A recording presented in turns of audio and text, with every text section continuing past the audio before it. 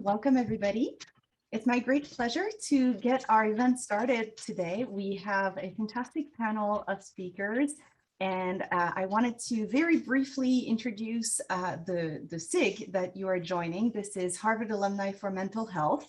We are a shared interest group that was started in 2014 out of the interest of a number of alumni and at the time for mental health, and that has grown over the previous few years, in particular after COVID-19 started, and a task force was formed that created a lot of programs that our community told us are helpful. And so here we are, second year after this initiative started, and we are currently welcoming you for an event in honor of the months of health literacy, and in our case, mental health literacy. And we are going to be talking today about how to help ourselves and how to help others, warning signs, risk factors, and resources available to support ourselves and others through mental health difficulties. I would like to now give the mic to Charlotte Dowden, who is our Director of Communication and who will introduce today's speakers.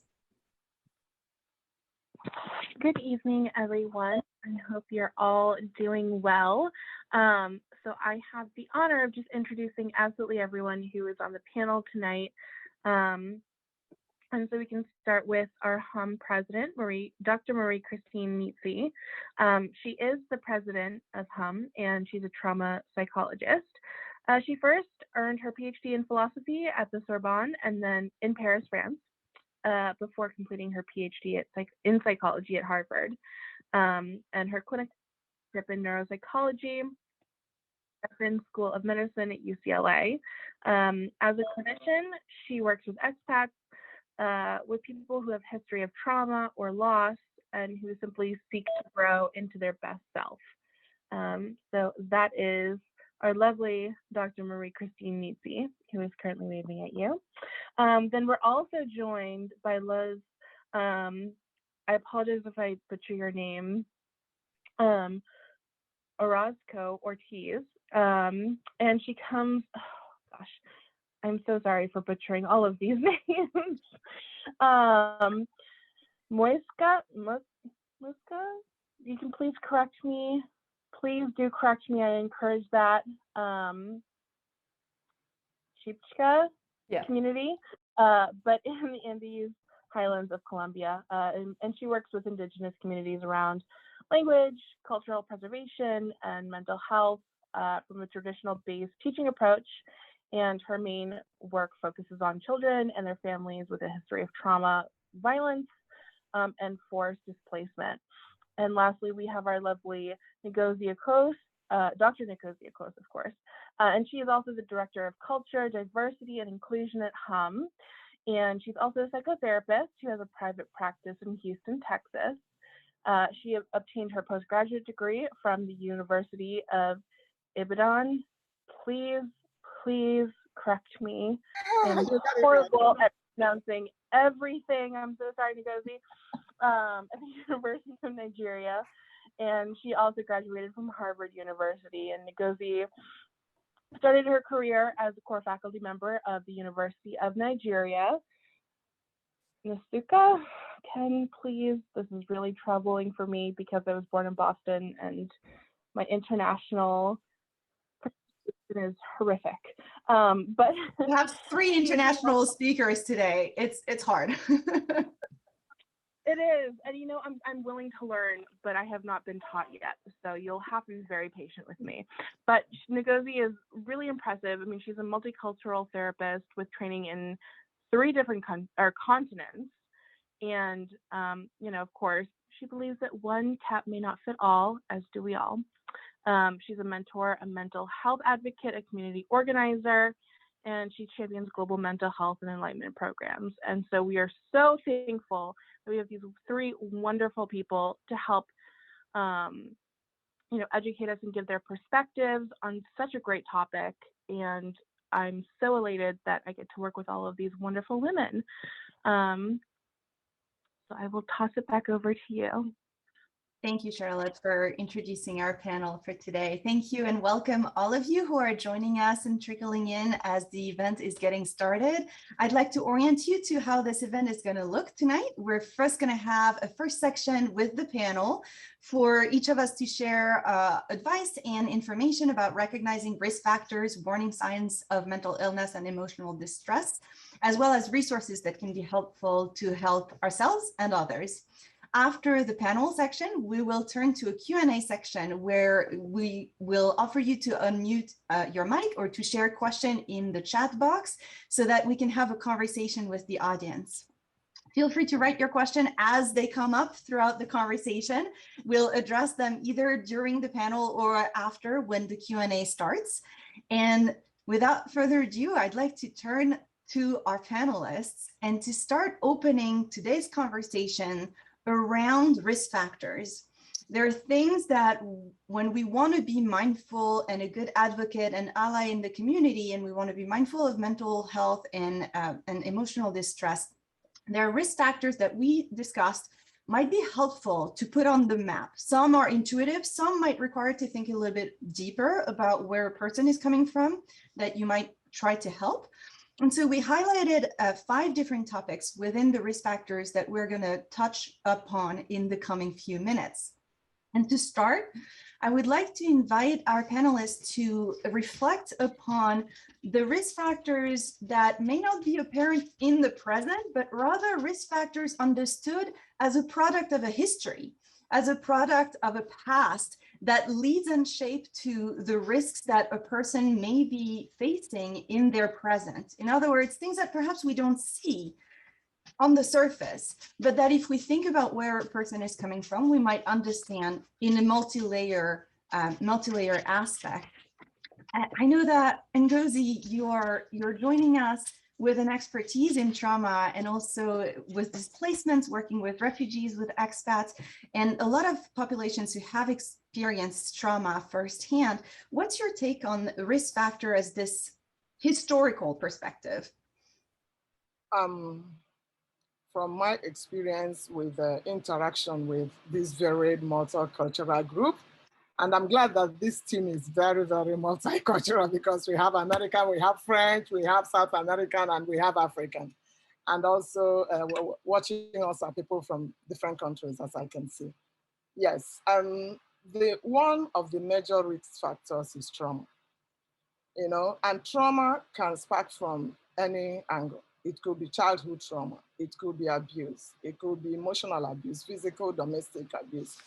It could spark from loss of person, loss of job, loss of a family member, loss of control.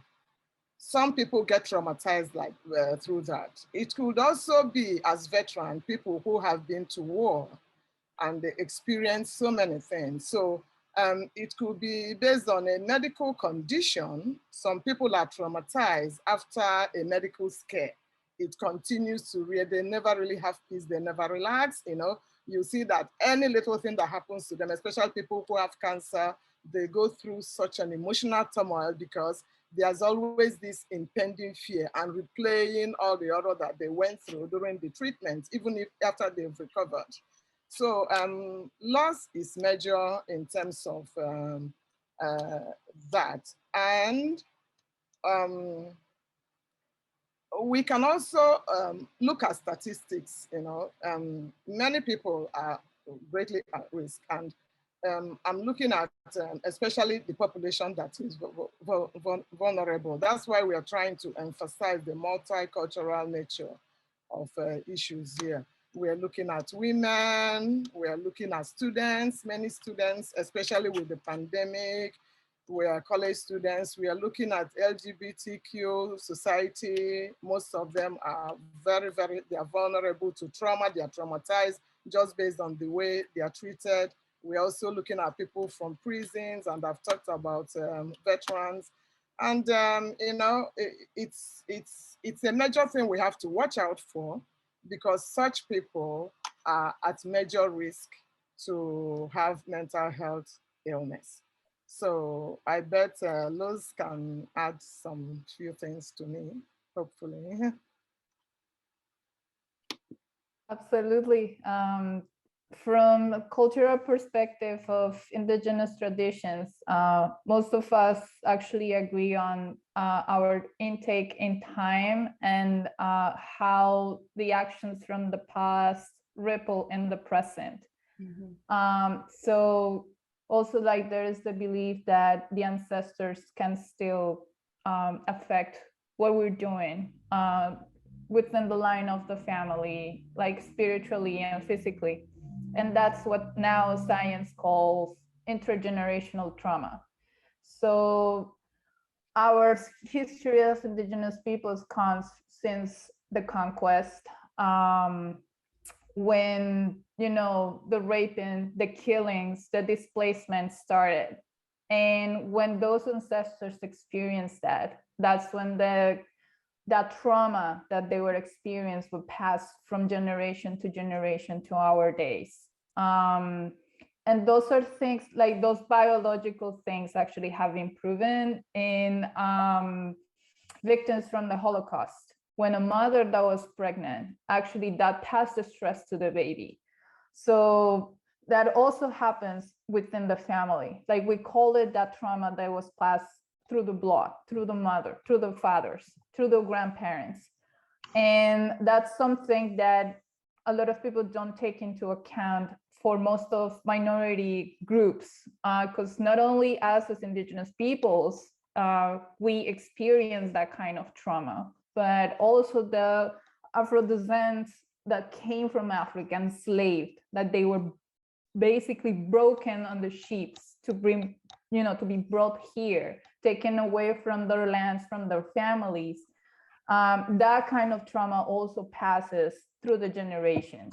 And those results are what we're seeing here, as Ngozi was saying, like, you know, the form of parenting or alcoholism, or be more like biologically propense to have PTSD if certain event pass.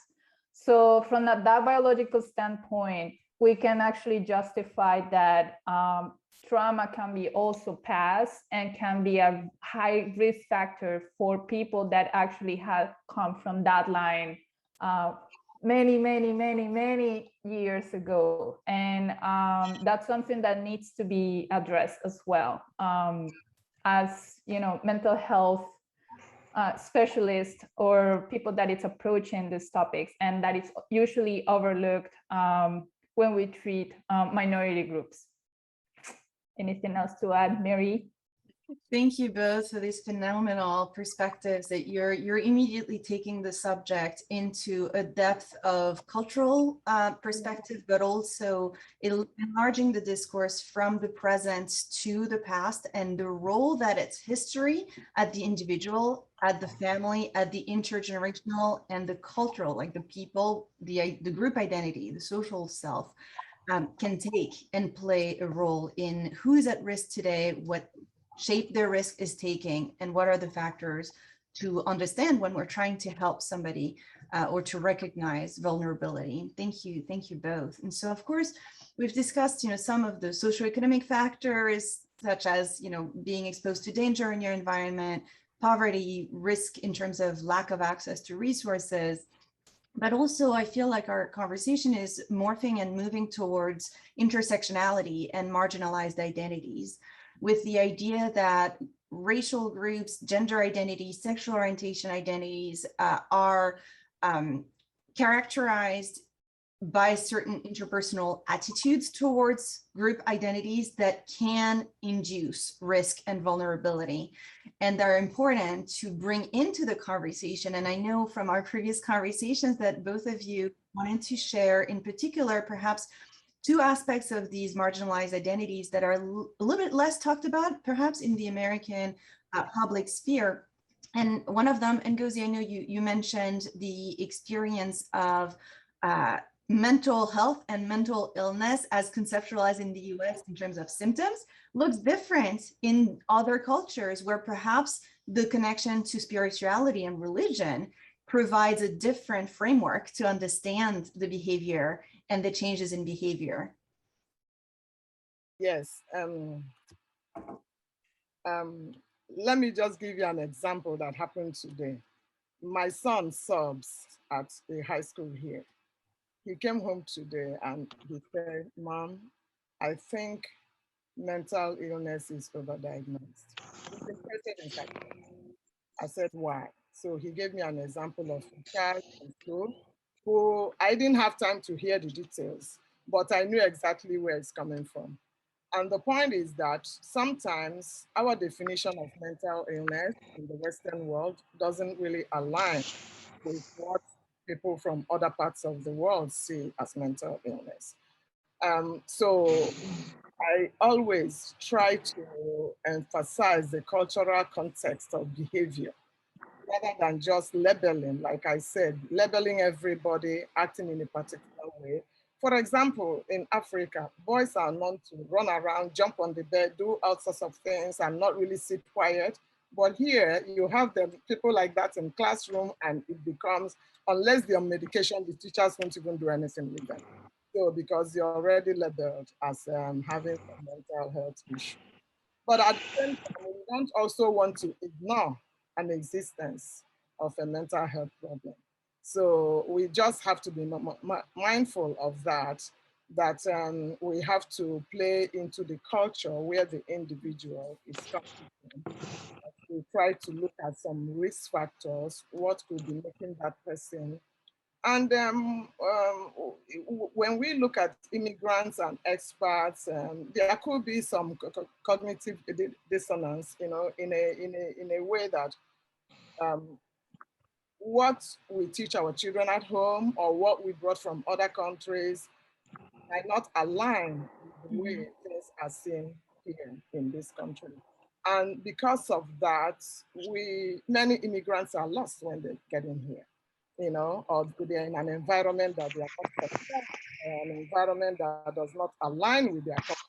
It happens to many of us from Africa continent and even Asia, you know, Indians, Chinese, and I know that Lou will have a lot to add there too, bringing the indigenous people's cultural perspective.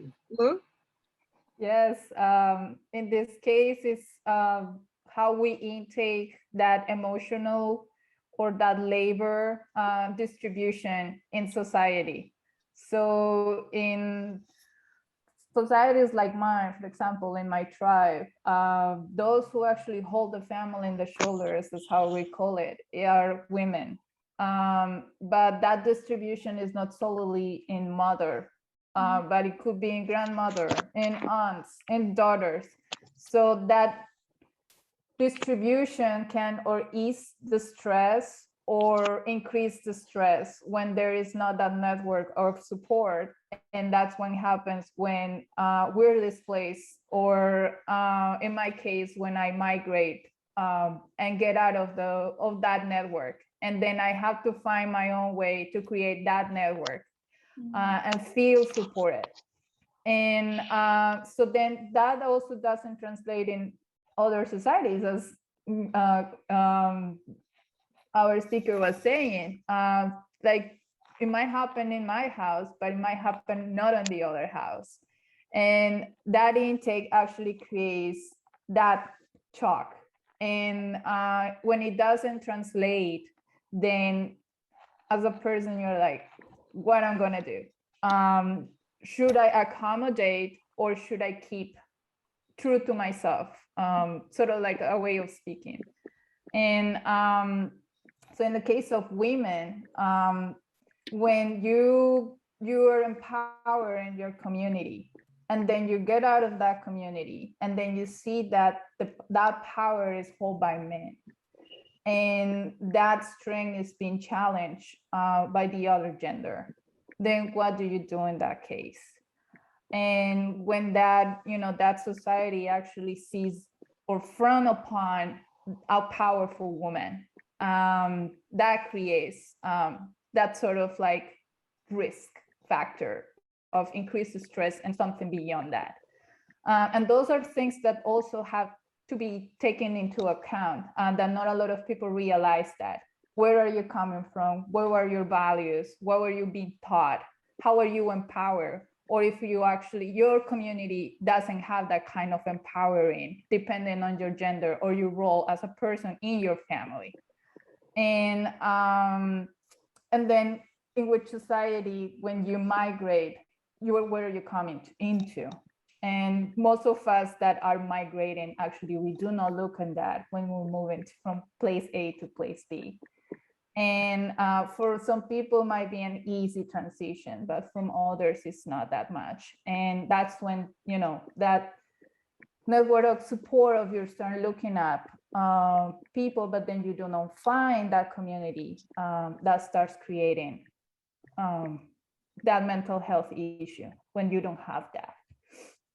And yeah, so I guess we can transition into Right, you're highlighting both of you. Thank you very much. How when we want to be helpful to somebody, right, thinking about themselves, where they're coming from in terms of time, thinking about their past, thinking about their family, but also where they're coming from. What is their context? Whether their cultural context, what makes sense to them, what is empowering to them, what expectations might they have from their upbringing that might change once we're talking about the experience of displacement, we're talking about the experience of being an expat, or even for a lot of Americans who travel across the country might find a different regional cultural value, or, you know, going from one state to the other, from an urban to a rural area, and so on and so forth, might find themselves not recognizing the expectations that are all of a sudden placed on them. And I know that it's something we've discussed as well, about how the expectations can place people at risk. And I know that I heard from a number of our alumni at Harvard that this is an identity most people would not associate with an increased risk. And there are many reasons why Harvard alumni benefit from a lot of privileged education. We've received an amazing education. We've honed a lot of skills around resilience and coping through rigorous education and training. At the same time, Harvard alumni have this burden of the alma mater, right? Well, Harvard alumni are going to do fine. And so there's this social expectation that you will succeed, you will do fine. And we've heard from a number of our alumni saying how burdensome that identity and that perception of expectation could be, that, well, you're a Harvard alum, so you should be doing great and you shouldn't have any problem. And then when something happens, a loss, grief, or just finding that direction, that sense of direction in life is no longer obvious, that there's a mismatch between the subjective experience and the social expectation. I think we've heard some of the stories from our alumni, and as well as what Luz was mentioning in terms of student experience as well. And when these two frames don't align, where the subjective distress is met with, but you should be doing fine because XYZ aspect of your identity, then it can overwhelm a person's ability to cope. And I'm wondering if you guys can both share from your experience, either with students or with Harvard alumni that we've heard of over the previous year, what that might look like, so that we're making it very concrete what is needed to be done to help someone through or beyond the social expectations of their diverse identities. Luz, would you get to?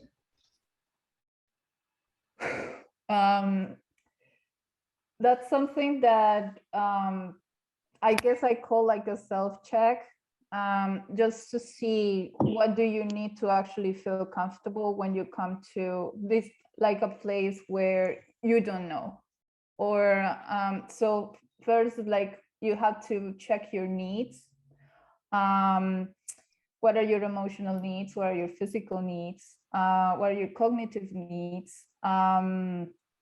So in the emotional part is like, do I need the support? What kind of support do I need? I am meeting the people that I want to meet. What kind of community I want to be part of? Or if the community that I've been surrounded is actually providing that support that I'm looking for.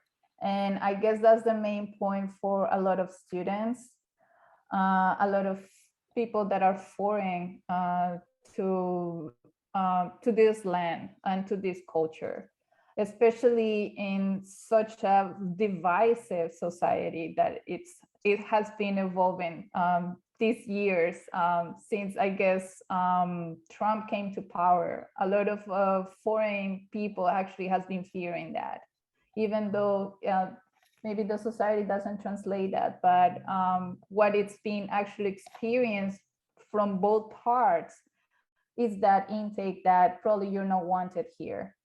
And that fear of not being accepted starts, putting that emotional burden on you. Then it comes the physical, is that do I need to go to the gym, or I am eating the right food? A lot of us, like, even though if you don't recognize it, food is a big part. You start missing your cuisine, even if it's your mom's cooking. Just like, your local restaurant, like I always tear up when I see a Colombian restaurant because it actually feels like home. But when you don't have the facility of going somewhere that will feel like home or taste like home, how much that actually weighs on you. And then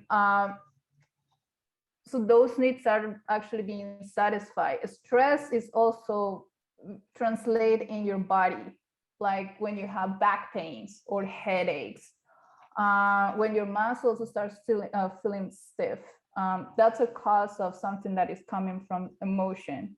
And then cognitive is like, I am being challenged to, keep my mind occupied. Or if you actually are overworking yourself, because there is like both sides of the spectrum. I am doing enough or beyond what I'm required, or I'm not doing anything. And then that's a clear sign of I'm going into depressed or I'm feeling anxious. So how to actually balance that?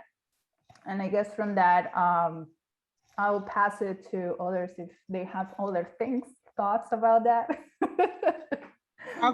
After Marie-Christine said that, one thing that got to my mind is I was in one of our Harvard alumni meetings, and then the issue of mental illness, I use every opportunity I have to kind of throw in mental health issues.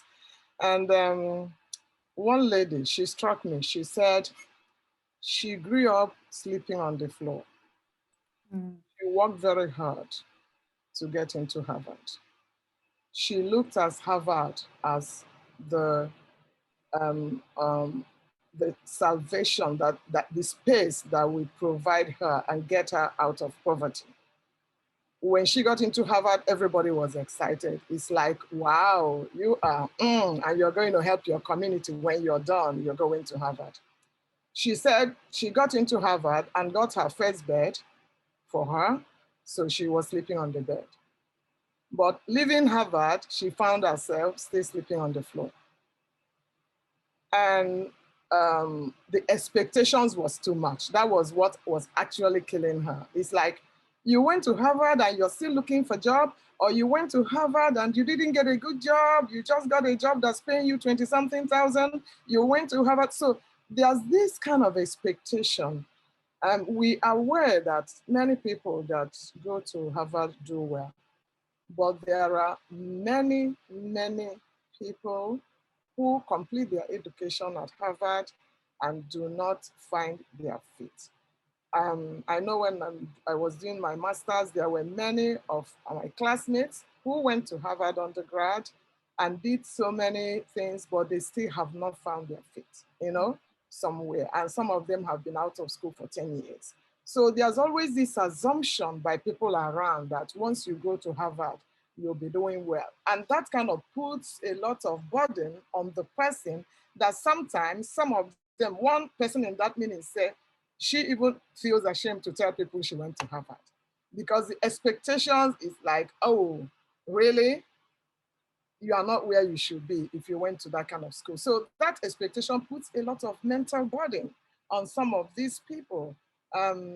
Expectation from the society and personal expectations, because they had high hopes that once they get into that school, upon graduation, every problem, economic, academic, personal, social, everything will be over, but that's not the case.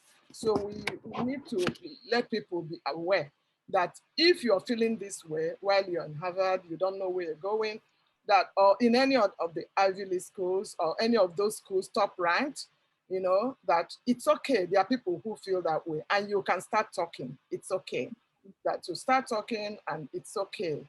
You will eventually find it. It's okay to articulate to somebody. Maybe somebody can get you a mentor. You know, there are just so many things that could be done, but people bottle up and keep it to themselves and they never really get going and they get disillusioned.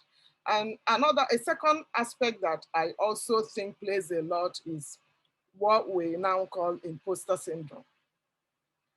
I experienced that with new students like freshmen going, once they get admitted into Harvard, they go through this emotional cycle. It's like, I am not qualified, especially with minorities. I'm not qualified. Maybe they admitted me because I am Black or I'm Hispanic, or maybe it's affirmative action. Oh, maybe because it's my dad went to the same school. I'm not. So there is this feeling of not being enough, not really being qualified to be there. So many of them go into that environment with that mindset and it affects them ultimately. Some are able to get over it within the first year. They find out they can adjust, they can pick it up, and that there's no miracle about people who are there, that he or she is competitive. But there are some that such thought way down on, they get stuck in that thought and they can't get growing. That's why it's good for many of these schools to provide environment and replay this information to their students or to their community. Please talk, let's see how we can help you. Thank you. Thank you both. I feel like our conversation has naturally moved from the risk factors of considering a person in their heritage, in their history, as well as their values and their current context, towards now thinking about things that we can observe, right? Like let's try to see the individual through the labels, through these social expectations. And I know that a population that is particularly vulnerable, that a lot of us are concerned with, either because we work with students, because we have kiddos at home or youth around us, is the impact that Ngozi, you were just mentioning, this fear of not measuring up to these expectations, all of the displacements that also happens when you go to college and you lose your community, you lose a certain network that used to provide some reassurance and some landmarks about who you are. And I'm curious if we can move more squarely into the space of early warning signs, right? I'm just going to pick up a few threads that I've heard so far and then go back to you to ask about the students you've worked with and what that can look like on the field. I've heard something about be careful, be mindful when you see changes in behavior. When you see a team that was happy or somebody who was oriented, who had a good sense of where they wanted to go and who perhaps starts withdrawing or perhaps starts not to enjoy as much things that they used to enjoy before. Perhaps they oversleep or they undersleep, they overeat or they undereat, but there's a change in their habits. There's something that's going more or less or new behaviors. So the social isolation, and I also heard from you, Ngozi, picking the thread of getting stuck, having an idea that is then eating from the inside, right? You're not enough, or you're not succeeding, but others are succeeding, right? The threads and the stories, or you're a strong woman, but it's not good here. In this context, in this new cultural context, you're going to be frowned upon for the very thing that gave you your place in your previous cultural context. That picking on an idea that can get stuck and then is getting in the way of the coping and the adjustment, and then what that does. So perhaps it's something we can all be mindful of when we hear friends, neighbors, people around us seeming to get stuck in an idea that is valid, that is expressing where the adjustment can be optimized between what they're bringing and where they are in the situation, and also how we can perhaps see the result of this mismatch. And in particular, since we're a former, Harvard alumni look at how it might manifest in students. Luz, I know you mentioned something that you have seen that in some of the students you've worked with.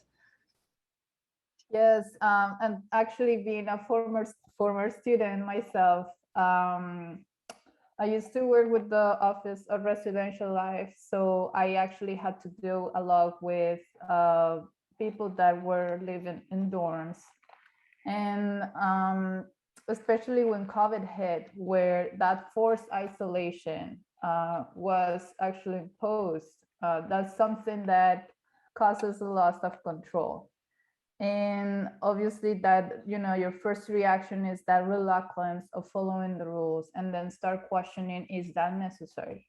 And to what point actually you can compromise to sacrifice that social interaction in order to keep yourself sane and safe, and keep others sane and safe as well. And I guess this is something that I noticed, and that's where your cultural background and your social background comes into play. And that's when you actually make your decisions based on that. What was your, how were you thought, and how was you brought up, right? So me as an individual, as an indigenous people, like I come from a community. So I have a community mindset that's like, whatever I do is directly affecting the others. So for me, it wasn't easy that, okay, I can compromise not talking to others or wearing my mask or not getting out because I am helping others to actually keep themselves safe. But that might not be the case. And that was not the case of a lot of the people that I had in charge. And I saw a lot of mental breakdowns along the way, where people were not getting the attention from their friends because said friends were at health risk. They already have underlying conditions that if they got COVID, then that was it.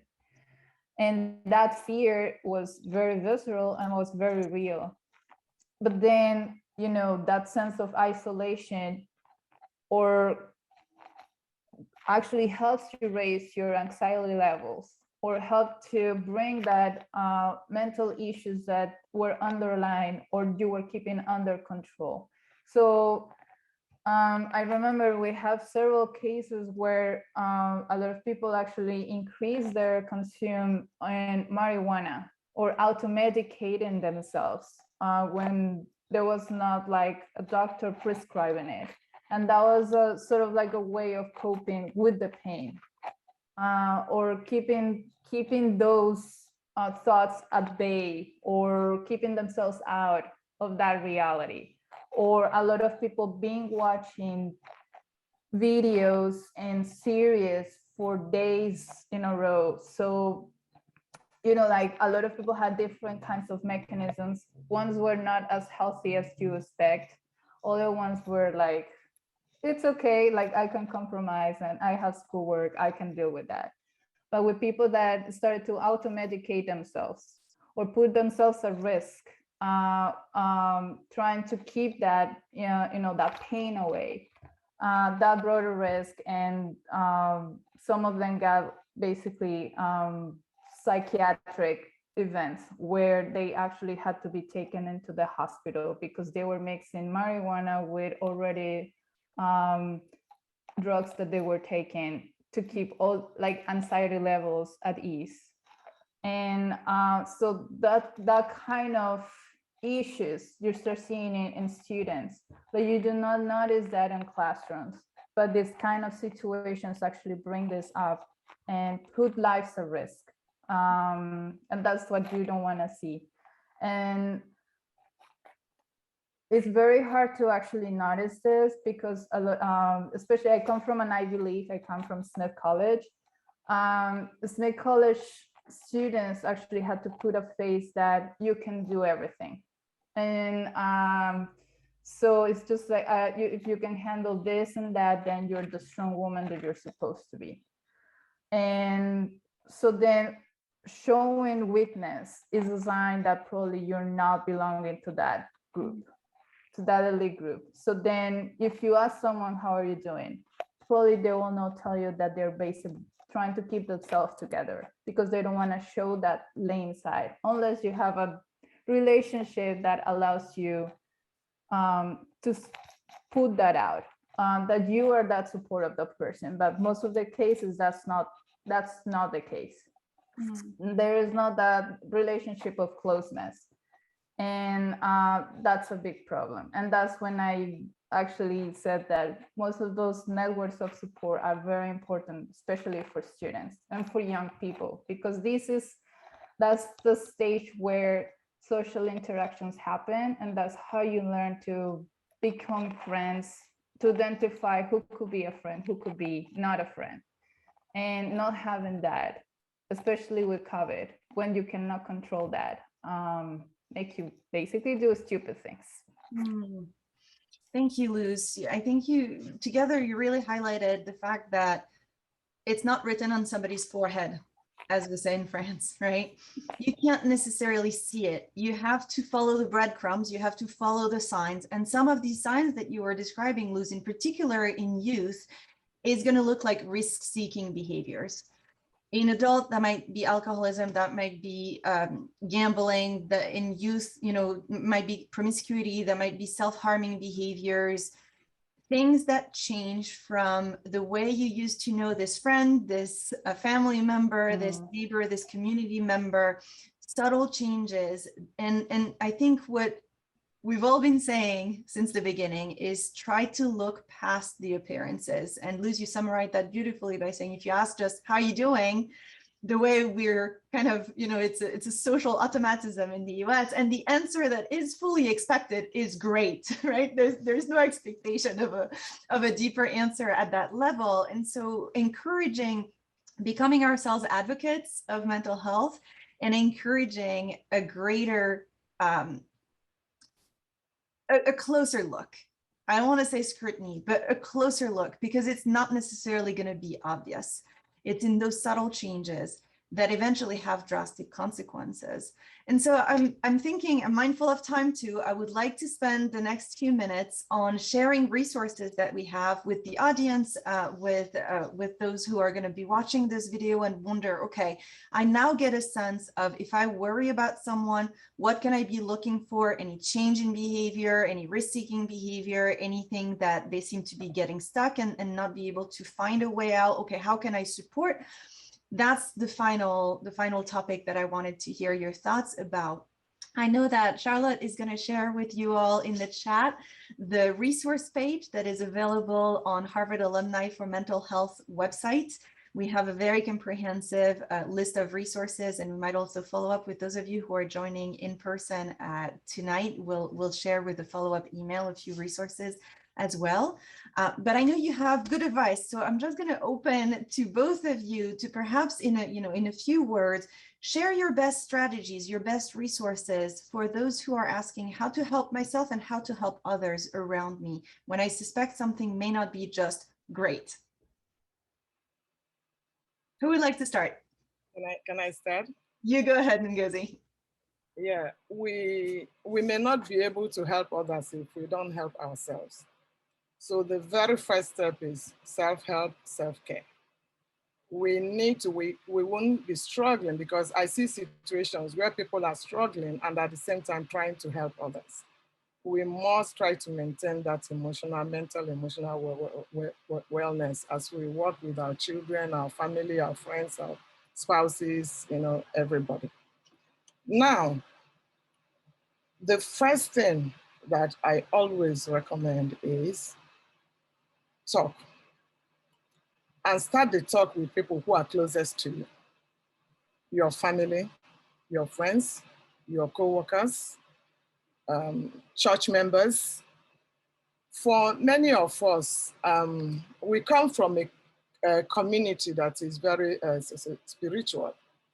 And what happens in our community is that when mental health challenge becomes eminent in a particular person, people always attribute it to some supernatural power that is impacting that person, instead of really looking at it as an ailment.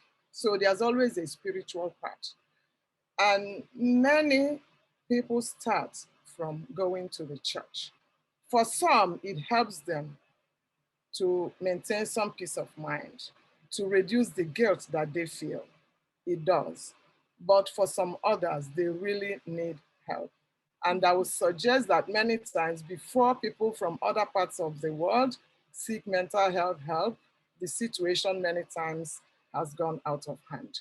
But I also am suggesting that once they are seeking that help, they have to find somebody who is culturally sensitive to their culture. I was at a meeting when somebody that was at Harvard said that for 4 years he was at Harvard, he struggled with mental health condition. All that they did for him was to give him medication. He's from Turkey, and he could not find anybody that could relate to what he was talking about. So, and he said that he struggled so badly. And by the time he was finishing, he had to rush back to Turkey. You know, he called in from there for the meeting. But it happens to so many of us. Many will not seek help. That first visit to the therapist, they will tell you it's not working. Why? Because the therapist cannot relate to their context. So we really, really want to, as we try to work through this with the Harvard community and the community we are serving, because this is pretty open, we want to get to a wider community, that we provide them with some of those resources. The link online now is part of the resource, and there are also some other resources that we can use. First, how to find a therapist. How do we even find? Some people don't even know where to start. I think it's within the Harvard link that is just shared, but at the same time, I can still put some of them here in case some of you just want to pick it up and then go with it.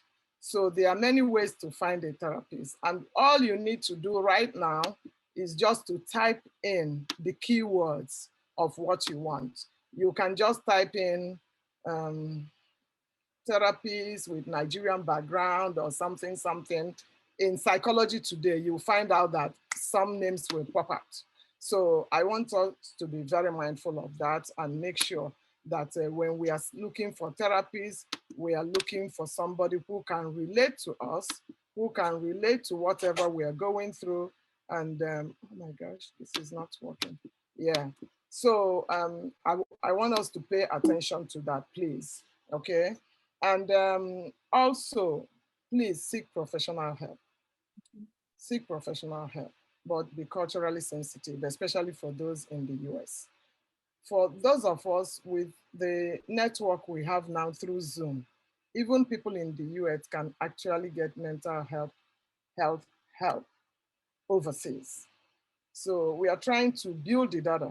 Hopefully we'll be able to put it together so that anybody anywhere in the world can go in there and find somebody who he or she can relate to and be able to connect with that person from the cultural perspective or whatever the person is going through. Thank you, Ngozi. Yeah, that's an active initiative from Harvard Alumni for Mental Health. We are building, Ngozi leading this, this initiative, building an international network of providers who are culturally aware, who will share in which language they can provide therapy, what their own cultural background is, so that our members and also friends of Harvard for Alumni for Mental Health can look into these resources.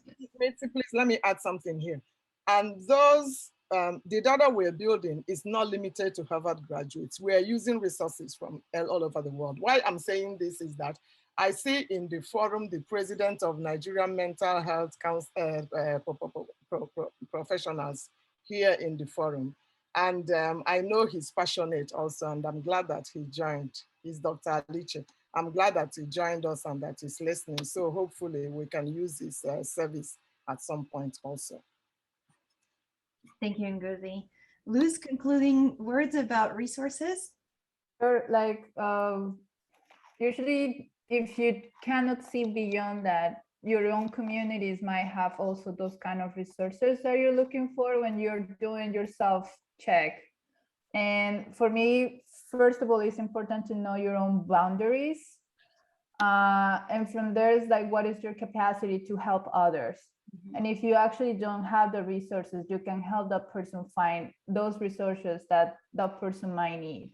Usually they might not be translated mental health resources, can be other kind of resources to, you know, food stamps or food pantries, daycare for their kids, how to have access to school, get help to pay your fuel. Those are their community, their local resources that can help people to actually achieve that. You just need to know where they are.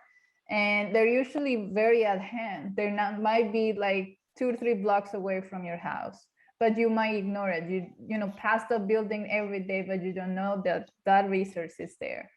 And what best tool than Google? Internet knows it all.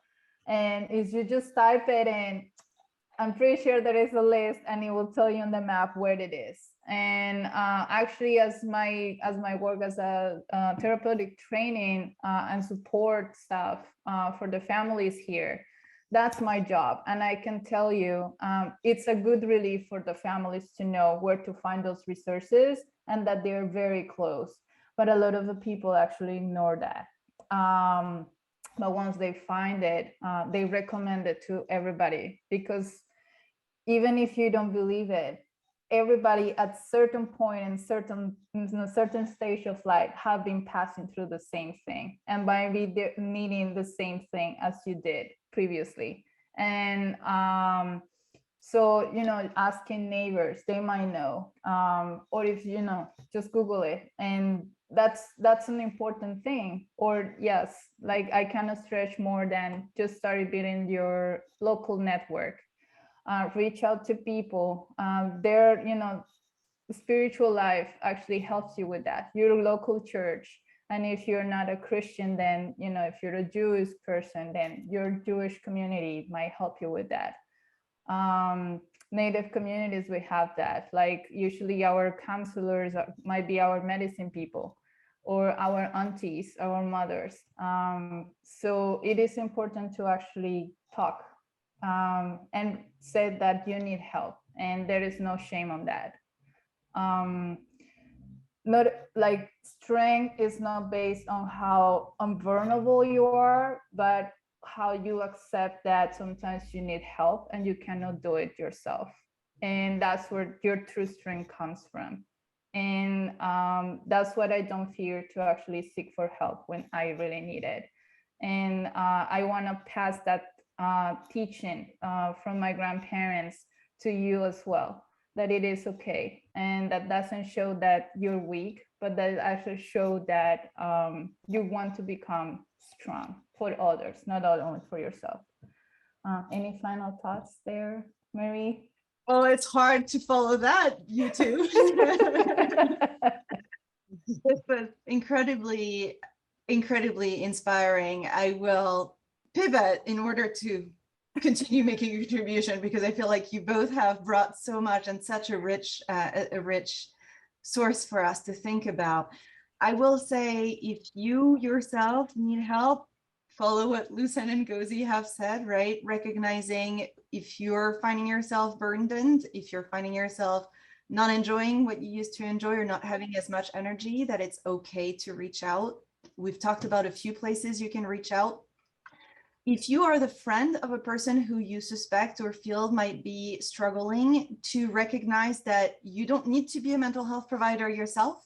You can help, as you were both saying, by pointing the person to resources that exist in the community, right? You can't make yourself into a therapist, but you can do a few things. You can connect them to resources.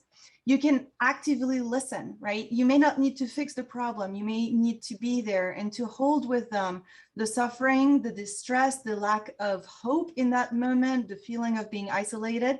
Guess what? By listening and by being there with them in this moment, you are actively showing that they're not alone. You are doing something active that you can do even if you're a member of the community who is not a mental health provider. And that is, for most of us, the first door to then recognizing that, okay, perhaps I will reach out to some of these community resources, some of those therapists that you connected me with. And then perhaps as a friend, If the person is isolating, if the person is encountering some risky behaviors, reach out more. Perhaps it takes from your part to be a little bit more proactive in seeking the connection, because somebody who's depressed, somebody who feels out of place, feels like they struggle, may no longer reach out to connect with you, even though they would benefit and love to have that connection with you. So perhaps initiate a little bit more, get out of your own comfort zone and initiate a little bit more these contacts. And perhaps a final thought that I had as we were thinking about how to help ourselves and others is that often when we want to help someone, it's not about fixing it for them. It might feel overwhelming to have a friend who's going through grief, a friend who's going through depression or through panic attacks. You may not know how to fix that. And it's okay, because as a friend, you can help a lot by empowering them rather than fixing it for them. You might help by saying that you help them think through options. You might be there to accompany them as they're trying different options to see what works for them. Your goal there not being to fix it for the person, but to empower them, to be there with them, to give them the strength and the support they need to connect to the next step, the next resource that is going to help them. I recognize we're at our hour and we wanted to have an open conversation with our attendees as well. I would love to thank our panelists enormously for all of the richness that they have shared and all of the genuine giving from their heart, their experiences that they've shared with us today. Thank you so very much to both of you.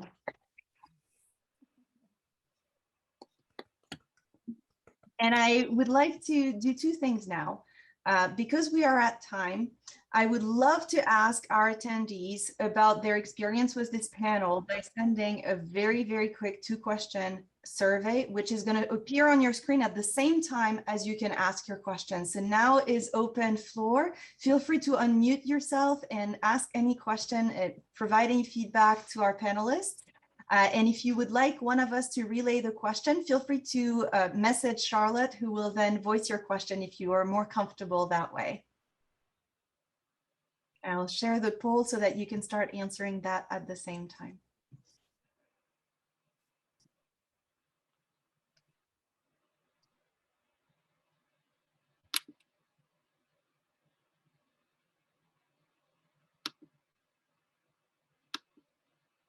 Thank you, everybody who's answering our poll. Seems like the event was helpful tonight. We appreciate your feedback is helping us decide what programming we will offer. In the coming months, we have several events. So as I'm giving everybody a minute to think about any question or feedback, Charlotte, if you want to tell us the events of October and perhaps share the link with everybody where our next events are accessible if you want to attend more of our events. Can I say something? Please go ahead. We're glad to hear you. Yeah, it's really not a question. It's more like a commendation for this kind of program and the actual topic that you chose to discuss. It's the kind of thing that we are trying to do in our own small way as an immigrant community and organization. I happen to lead an organization called the Nigerian Mental Health Practitioners USA. Your cultural director is one of us. So we share in the spirit of what you're trying to do.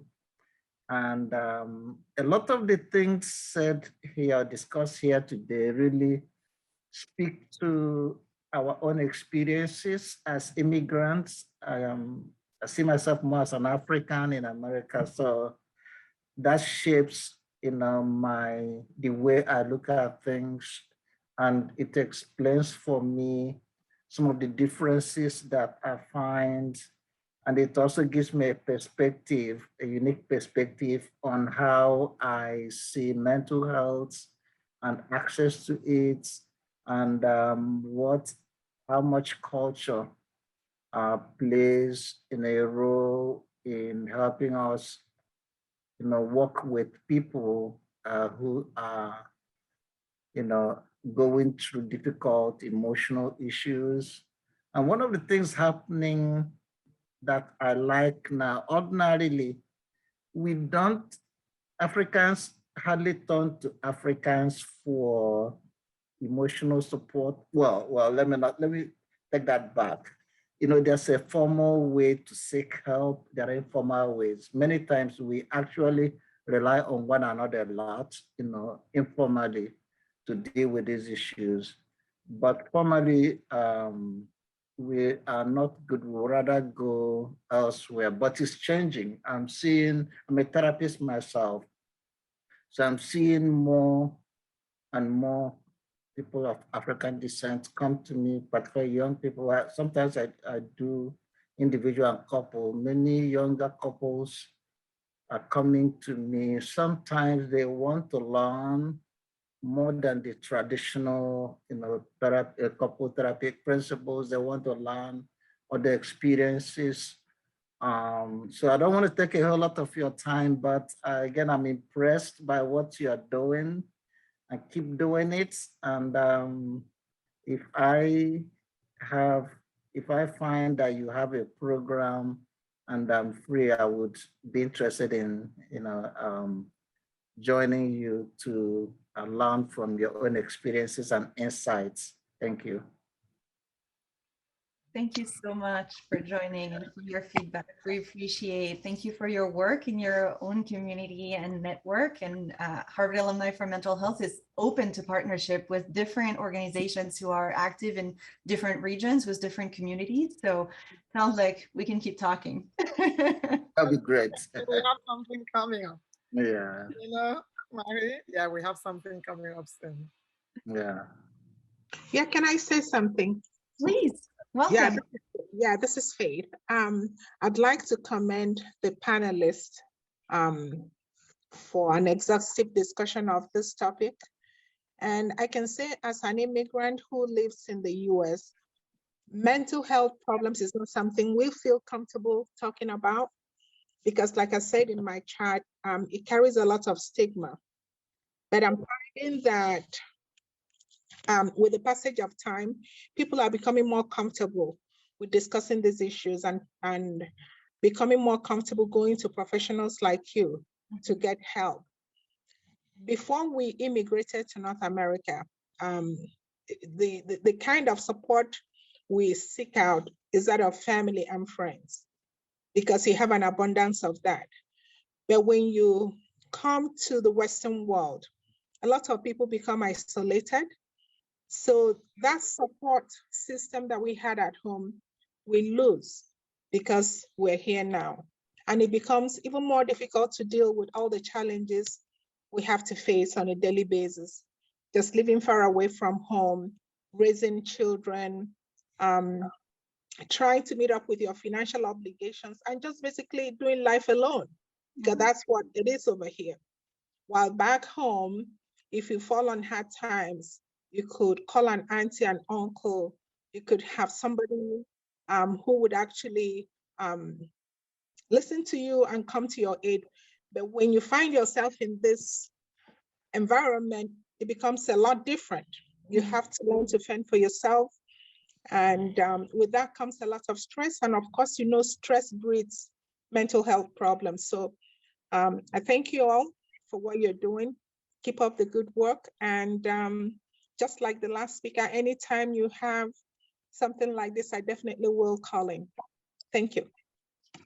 Thank you so much, Faith. I'll let our two panelists as well. I don't want to just keep the mic. Thank you. It warms our heart to know that it's touching and it's doing the work we're hoping to do. I know we have Luz, were you gonna say something? No, but thank you. It really warms my heart to hear that all of us actually have passed through the same struggles, and sometimes you feel that you're the only one. But then you have other companions that are passing the same. And yeah, I appreciate that you're taking the message, and hopefully this will spread wider. I wanted to share our event page. because I hear several of you say, "Ooh, when is the next event?" And so I can provide this answer because we do have our next event. So on Harvard Alumni MH for mental health.org/events, you will see an entire list of events here. So you see helping ourselves and helping others. That's tonight. The next event is next Tuesday. It's called Supporting Survivors of Violence through Trauma-Informed Practice. The next week after that, on Tuesday, again, we have a advocacy series dedicated this month to ADHD with somebody who will come share their own experience of having ADHD and opening the dialogue in the community to lower stigma that we've been talking about tonight a lot. On the 21st, you will find each of our team members in different cities to take this dialogue in different cities around the US and the world. Actually, we have presence all around the world. So if you want to know more, look at our different locations. And then to conclude the month of October, we will have a workshop led by our community program director on the power of mindfulness from east to west. So continuing this cultural and global dialogue about mental health, this time in terms of taking some self-care action and bringing a dialogue between Eastern and Western traditions into mindfulness practice. So these are some of the offerings that we have for the month of October. If you're curious about our events and want to be notified by email, we do have a mailing list that you can sign up for. Charlotte will very kindly, because I keep asking her stuff at the last minute, put the link in the chat box for the Join Us form that you can sign to become officially a member and receive our newsletter with all of our events. You can also at any time look on the website and find the upcoming events. So that's for you if you're curious to our future events. And then something that we became aware of actually just last week, thank you, Charlotte, for sharing the form to join us. We became aware through the feedback from one of you who was attending an event from HUM, who said, you know, I'm a Harvard alumna and I had no idea that HUM was a nonprofit. I had no idea that all of you are volunteers, and I had no idea that you were fundraising. And we are, because we're bringing amazing speakers and we'd love to be able to pay them and to compensate them for their time and expertise. And so I know that Charlotte will also share with you guys in the chat a link. We started having a donate button on the website, and know that the fund that we're raising are to support the amazing speakers who are coming to our events. HUM went from 1 event every 6 months to 4 events on average per month. That is a lot of speakers. That's how we can make all of these resources available to the community, as well as starting an entire professional panel where we're helping bringing those issues of cultural diversity, of cultural awareness to a network of new and experienced mental health providers who are joining us to provide discounted services to Harvard alumni, their families, and their friends, as well as start this network that Ngozi was talking about of an international group of culturally aware mental health providers. So that's what we're fundraising for. And thank you, Charlotte, for sharing with our attendees tonight, both the Join Us form and the Donate form. And I would love to thank not only our speakers, but also all of you who made a fabulous dialogue today about this important topic. Please come again to our next events. Thank you both for sharing your expertise in such eloquent terms tonight. Thank you, everybody. I'm sorry to speak after you, Marie-Christine, you are just awesome. Great moderating, great summarizing, great together, and I know the sleepless nights. So I want to say thank you. On behalf of all of us, I want to say thank you very much. Thank you, Ngozi. Thank you. Okay, Talk to you all very soon. Okay, bye. Bye-bye.